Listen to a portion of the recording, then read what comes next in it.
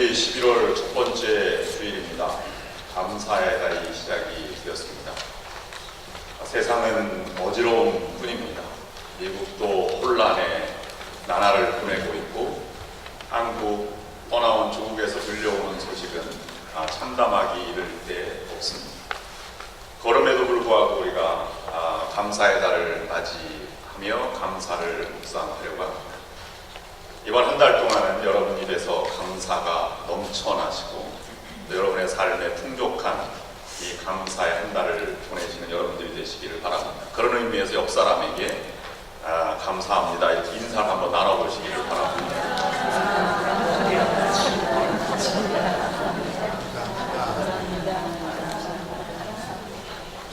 네, 오늘 이렇게 주일날 여러분 뵙게 되어서 감사를 드립니다. 오늘부터 4주 동안은 연속 설교 감사를 묵상하려고 합니다. 특별히 전광 목사님이 쓰신 이 50만 부가 팔린 베스트셀러 기독교 서적으로 50만 부면 아주 굉장히 많이 팔린 책입니다. 평생 감사라고 하는 것에서 영감을 얻어서 말씀을 함께 묵상하고 또 준비해 나아가려고 합니다.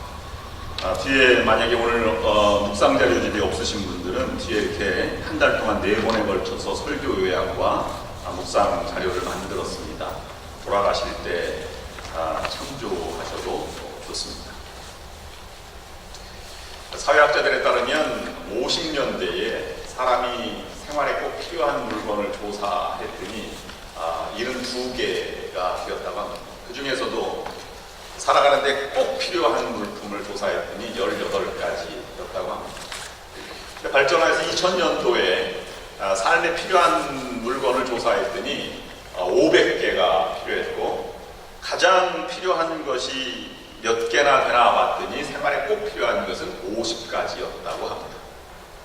그러면 60년이 더 흐른 이러한 세월 동안 우리가 많은 생활 필수품이 늘어났는데도 불구하고 우리의 삶은 더 풍족해졌느냐, 더 행복해졌느냐라고 묻는다면 그렇다고 대답할 사람은 많지 않을 것입니다.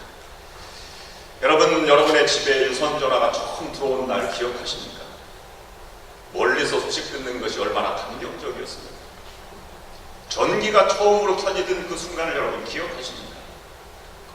텔레비전이 처음 집에 놓이던 그 순간을 여러분 기억하십니까? 세상 왕도 부럽지 않은 그런 문명의 혜택을 받는 감격을 우리가 맛보았습니다.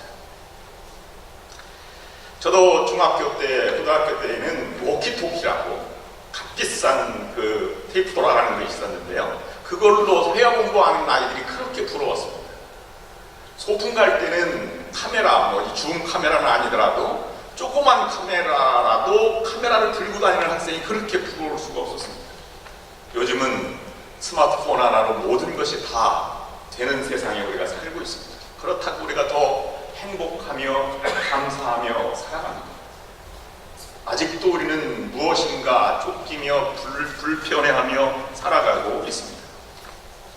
많이 어렵고 힘들다고 합니다.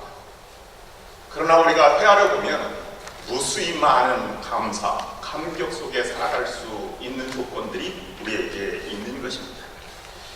오늘 권사님의 말씀대로 일제시대 때나 6.25 때 우리가 접시에 손바닥만한 고기 한 덩이를 넣고 썰어서 먹는 것을 상상해 본 일이 있습니까? 아무리 부유하다 하더라도 그것은 꿈조차 꾸지 못하는 순간이었을 것입니다. 그러나 우리는 가끔 스테이크도 썰고 또 옛날에 왕도 먹어보지 못했던 사시사철 나는 과일을 우리가 먹어볼 수 있을 것입니다. 예전에 가마 타고 다니던 왕이 자동차 타고 가는 우리를 보면 얼마나 부러웠겠습니까? 그럼에도 불구하고 우리는 궁색하다, 힘들다, 어렵다, 불평을 하며 살아가게 됩니다. 왜 그럴까요? 우리 마음속에 언제부턴가 보이지 않는 것에 욕심이 자꾸 생기고 불편한 것에 자꾸 관심을 갖고 살아가는 모습이 습관화되어 있기 때문에 그렇습니다. 감사를 잃어버렸습니다. 영적으로 침체했습니다. 정서적으로 메말라가고 있는 현실을 반영하고 있다고 볼 수 있는 것입니다. 여러분, 감사하는 사람이 행복한 사람입니다. 행복, 감사의 조건이 많아서 행복해서 감사하는 것이 아니라 감사하기 때문에 행복해지는 것이 믿음의 원리입니다. 그러므로 여러분, 아무리 힘들고 어렵고 절망스럽고 삶이 버거워도 눈을 한번 조용히 감아보시기를 바랍니다. 그리고 하나님 은혜에 감격해 보시기 바랍니다. 밀려오는 벅찬 감격을 맛보게 되실 것입니다. 그제서야 우리는 감사로 물들여지는 인생을 드디어 출발하게 될 것입니다. 감사라고 하는 것은 곧 기억입니다. 하나님께서 베푸신 은혜를 기억하고 또 그것을 바라보면서 살아가는 것이 살아있는 믿음입니다. 은혜를 기억하지 못하면 은혜를 저버리는 사람입니다. 그러나 놀랍게도 기억하는 순간 그 속에서 임재하시는 하나님의 손길을 느끼고 그분의 눈동자를 바라볼 수 있습니다. 기억하고 감사하며 은혜의 감격에 빠지면 하나님은 우리 곁에 함께 계신 임마누엘 하나님이 되시는 것입니다. 저는 오늘 세 가지를 묵상하려고 합니다. 첫 번째는 여러분 하루에 5가지의 감사의 일기를 날마다 써보십시오. 똑같은 것을 매일 쓸 수는 없을 것입니다. 그러면 나에게 찾아오시는 하나님의 임재하심과 가까이 계심을 기대하게 되고 또 그분과 동행하는 삶을 살아가게 될 것입니다. 하나님을 기대하고 살면 답이 보이고 감사가 보입니다. 텍사스의 한 기업가가 출판사에 찾아가서 내가 100만 번의 감사라는 책을 출간하고 싶습니다. 이렇게 요청을 했습니다. 그래서 원고를 보시죠. 원고를 오셨습니까? 네, 가져왔습니다. 그래서 출판사에 갔더니 100만 번의 감사라고 하는 제목뿐만 아니라 그 종이의 원고지 안에는 100만 번이나 되는 감사라고 하는 글씨만 쓰여 있었습니다. 어느 출판사가 그것을 받아서 출판을 해 주었겠습니까? 다 거절하고 말았습니다. 아마 이 기업가는 너무 방탕한 생활 속에서 하나님의 은혜를 깨닫고 내가 정말 느꼈던 감사를 전해주고 싶다고 하는 의미에서 그 100만 번의 감사를 출간하고 싶었을 것입니다. 그 책에 담긴 소망을 안고 살아가는 그런 기업가의 마음은 이해가 됩니다. 감사일기를 써서 그 삶을 회복한 사람을 들라면 아마 토크쇼의 제왕인 오프라 윈프리를 종종 들고는 합니다. 14살 때 삼촌으로부터 성폭행을 당했습니다. 14살 때 미혼모가 되었습니다. 아이를 출산한 것이죠. 아이는 2주 만에 죽음을 맞이하게 되었습니다. 그는 집을 나가고 세상에 방탕한 세상에 빠져들어갔습니다. 지옥 같은 삶을 살아가다가 몸은 점점 불어서 107kg이나 되었다고 합니다. 근데 그가 일생에 변화된 순간을 맞이하게 되는데요. 신앙으로 변화된 이 미혼모의 딸로 태어났지만 옛 아버지가 그녀를 찾아오게 됩니다. 아버지가 전해준 것은 2가지였습니다. 매주 한 권의 책을 주고 성경책을 읽도록 하고 그것을 묵상하도록 하는 것입니다. 그래서 그는 그 책에서 인생의 즐거움을 느꼈다고 말하고 그 다음에 성경책에서 인생의 숭고함을 알게 되었다라고 말합니다. 내시빌 텔레비전 방송국에 3년 동안 최초로 흑인 여성으로 앵커가 되었습니다. 그 다음에 더 발전하여서 볼티미어 이 IB 방송국의 6시 메인 뉴스 앵커로 나갔는데 앵커 뉴스 담당자가 그녀의 뉴스 전달은 너무 감정에 치우친다고 해서 좌천시켰습니다. 그래서 오전 프로그램인 사람들은 말하고 있다로 그렇게 내려보냈습니다.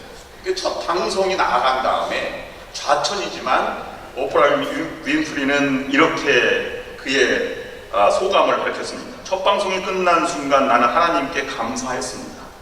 왜냐하면 내가 하고자 했던 것을 드디어 찾았다는 느낌을 들었기 때문입니다. 마치 편안하게 숨 쉬는 것과 같은 기분이 들었습니다. 사실 살아가다 보면 원하는 일을 찾지 못할 때가 종종 있지 않습니다. 오히려 이 일이 나를 선택할 때도 있고요. 나는 아침 방송으로 좌천되었지만 이제야 진정한 내 일을 찾은 것 같았습니다. 기대 이상으로 그것이 발전되어서 토크쇼의 여왕으로 그렇게 나아가게 된 것입니다. 그녀가 하루도 빼놓지 않게 쓴 것은 5가지 감사의 일기를 쓰는 것이었는데 제가 소개해드리면 이렇습니다. 오늘도 거뜬하게 잠자리에서 일어날 수 있게 되어서 감사합니다. 유난히 눈부시고 파란 하늘을 보게 해주셔서 감사합니다. 점심때 맛있는 스파게티를 먹게 해주셔서 감사합니다. 얄미운 짓을 한 동료에게 화내지 않았던 저의 참을성에 감사합니다. 좋은 책을 읽었는데 그 책을 써준 작가에게 감사합니다. 일상생활에서 아주 작은 일들에 대한 감사였습니다. 감사를 통한 행복, 특별히 정답이 있는 것도 아닙니다. 특별히 교과서나 참고도서가 있고 모범 답안이 있는 것도 아닙니다. 소유의 크기에 있지도 않습니다. 오히려 소유에 비례하기보다는 그의 마음의 넓이에 비례하고 감사에 비례한다고 볼 수 있는 것입니다. 감사와 그에 찾아오는 행복은 없는 것에 관심을 가지는 것이 아니라 있는 것을 통해서 자족하기를 연습하는 것입니다. 없는 것에 대한 불평이 있는 것에 대한 감사로 변할 때 비로소 감사와 행복을 우리가 느낄 수 있는 것입니다. 돌아보면 오늘 성경 읽으신 하박국 선지자가 바로 이와 같은 이 진정한 감사로 물들여진 인생을 살아간 사람이 아니었겠는가 생각을 해보게 됩니다. 그가 당한 환난과 어려움을 통해서 정금과 같은 고화를 숨겨놓으신 하나님의 뜻을 알았기 때문입니다. 오늘 여러분이 함께 읽으신 16절 말씀 보면 내가 들었으므로 창자가 흔들렸다 라고 시작을 합니다. 들었다는 것은 그 당시에 가장 큰 나라였던 바벨론의 침공 소식을 들었던 것이고요. 그 안에 소식이 듣고 내가 두려움에 떨고 있다는 것을 표현한 말씀입니다. 더 나아가 그 다음에 17절 말씀 보면 그것뿐만 아니라 밭에는 소출이 있지 않고 또 홍수가 떠밀려 내려와서 양이 사라지고 외양간에 소가 없어진 현실을 바라보게 됩니다. 그러나 그와 같은 과정을 속에서도 정치적으로 아니면 종교적으로 아니면 경제적으로 아니면 모든 전쟁의 위험 속에서도 그는 감사와 찬양을 포기하지 않았습니다.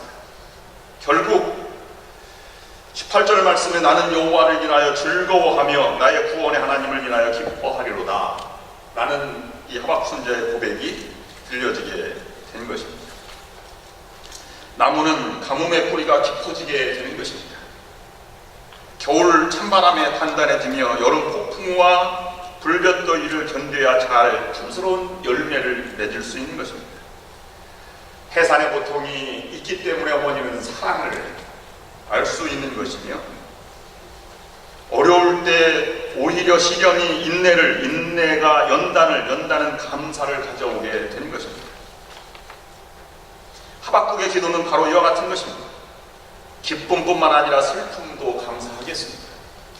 성공만 아니라 실패도 감사하겠습니다. 희망만이 아니라 절망도 감사하겠습니다. 가진 것만이 아니라 없는 것도 감사하겠습니다. 풍족할 때뿐만 아니라 부족할 때도 감사하겠습니다. 승리만 아니라 패배도 감사하겠습니다. 건강만 아니라 육신의 아픔도 감사하겠습니다. 생명뿐만 아니라 죽음도 감사하겠습니다. 아무것도 할 수 없는 그런 곳 속에서도 그는 감사를 통해서 진정한 하나님에 대한 이 믿음과 삶의 모습을 간직해 나갔던 것입니다. 두 번째로 묵상하고자 하는 것은 여러분 마음속에 자리 잡고 있는 감사의 방해 요소를 화감히 제거하십시오. 아침에 감사로 눈을 뜨면 그날은 맑음이랍니다.